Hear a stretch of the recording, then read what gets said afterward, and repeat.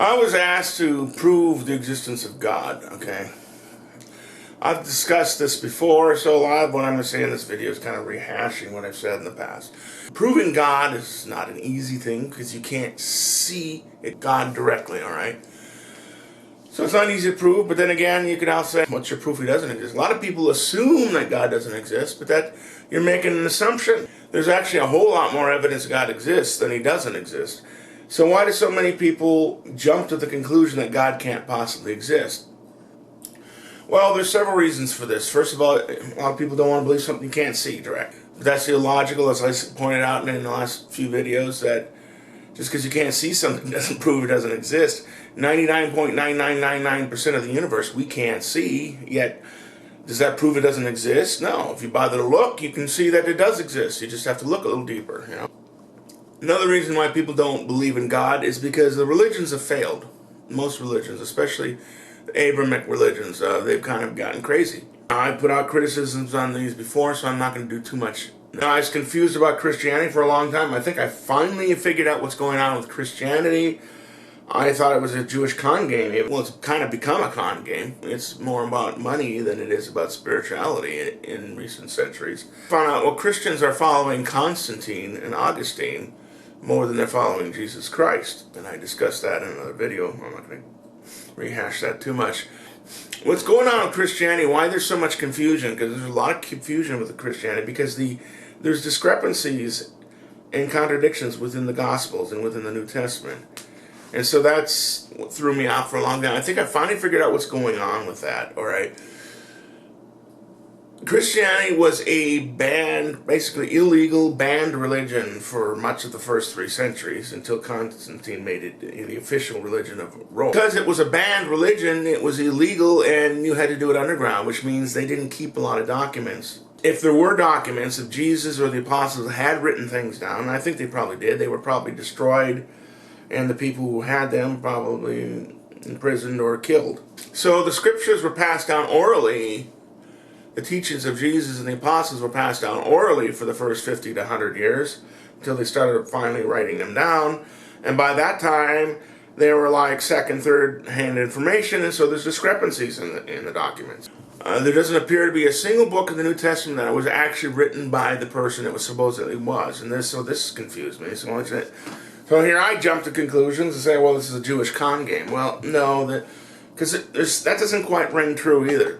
What appears to be is that they couldn't write things down right away. So the letters of Paul, the letters of Peter and John were probably written by either a follower of Peter, Paul, John, or a follower of Peter, Paul, John. And they had seen these documents, and they're trying to write it down as best they could remember it, but they didn't get it written down exactly the way it was. So anyway, so this is one of the reasons why there's problems with Christianity and Judaism. Well, modern Judaism was not, apparently, these Jews are not really the Hebrews. I don't think they are. Yiddish has got actually more Aramaic in it than it has Hebrew. So these are probably not the descendants of the real Hebrews. And this is hard to trace back because, especially after the Jewish-Roman War, they were scattered. Eustace Mullins in the book The Curse of Canaan says these are not Semites, as they call themselves, or Shemites.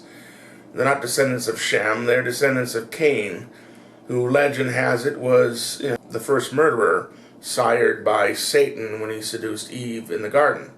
Now, I don't think this is all literally true, but there's probably some hints of truth into it. There probably was some kind of an evil man named Cain, who probably did sire this lineage at some point, and some of his evil traits have been passed down to them, because they seem to be evil. Okay, some people say, well, Jesus wasn't a Jew. Well, is a Galilean. Some people say Jesus is white. It's possible. There are people in near-death experiences that said they saw Jesus and he has blue eyes, okay? Maybe he was white. It's possible. The Galileans, there are indications they came from the north, the white race of Europe. So it is possible. They maybe were Hebrews, and according to Eustace Mullins, the Shemites was the white race. So there is some truth to that. It's interesting that they talk about Jesus condemning the Jews, or the Jews killing Jesus, and he supposed it was a Jew himself. Well, why would they mention this distinction there, unless there was a difference? Anyway, getting to the proof of God, I'm getting more into religion.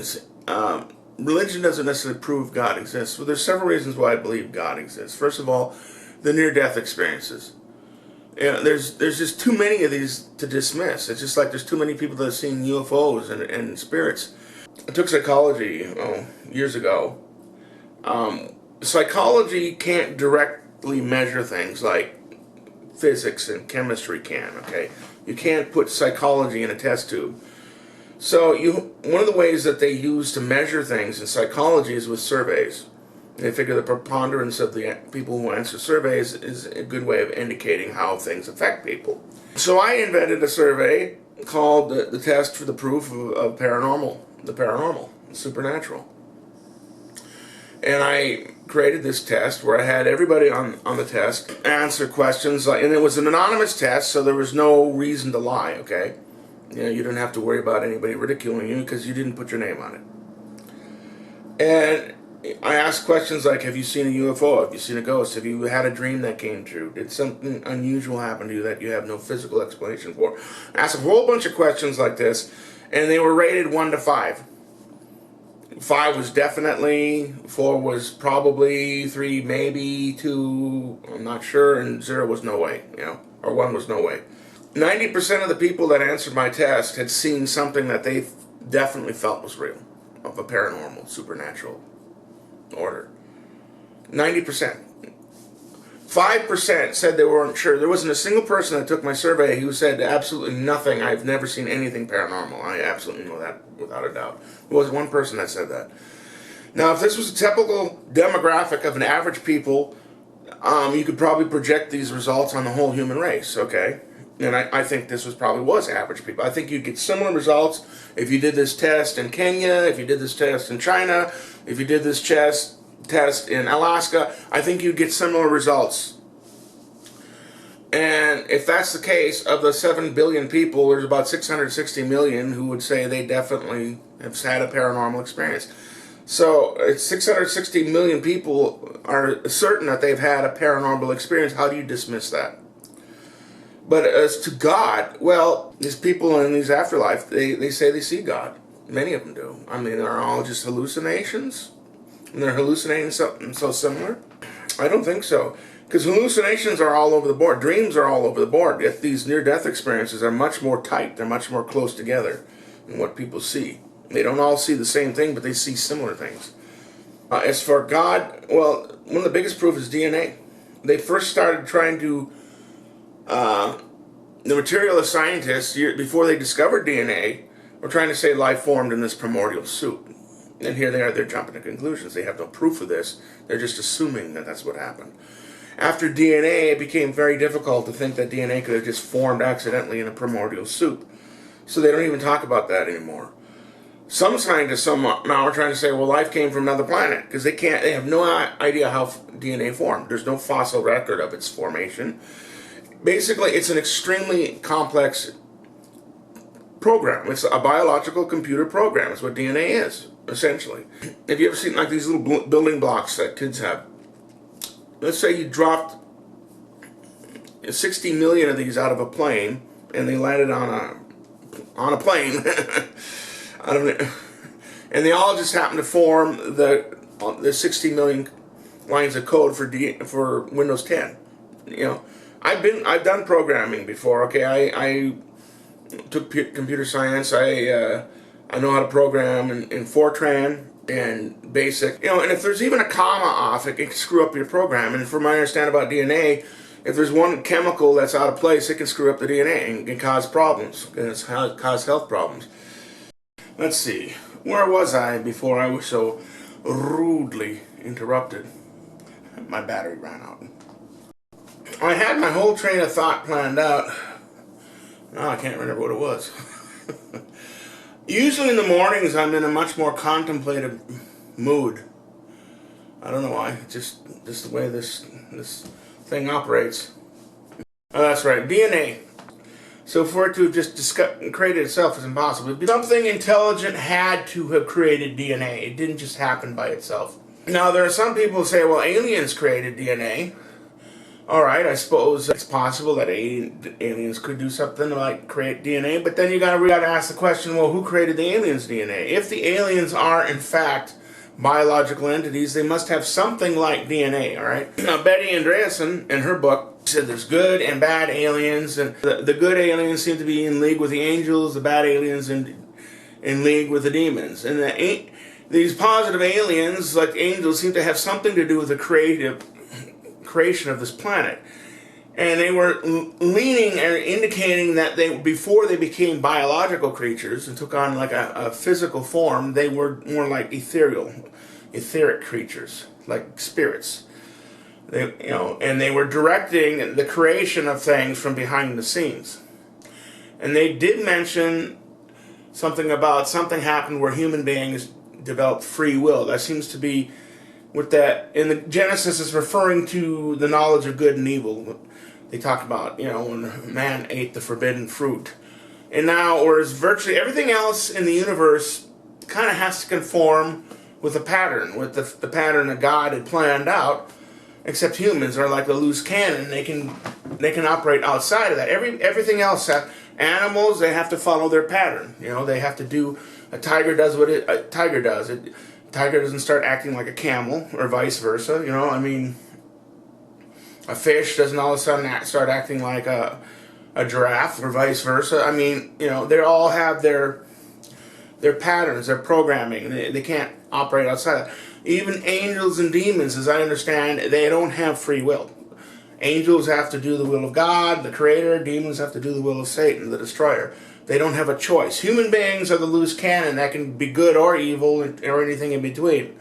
And this does seem to be reality. Human beings can do whatever they want. Everything else in creation has to follow certain order. A human being can act like a fish or a giraffe or an angel or a demon or anything in between,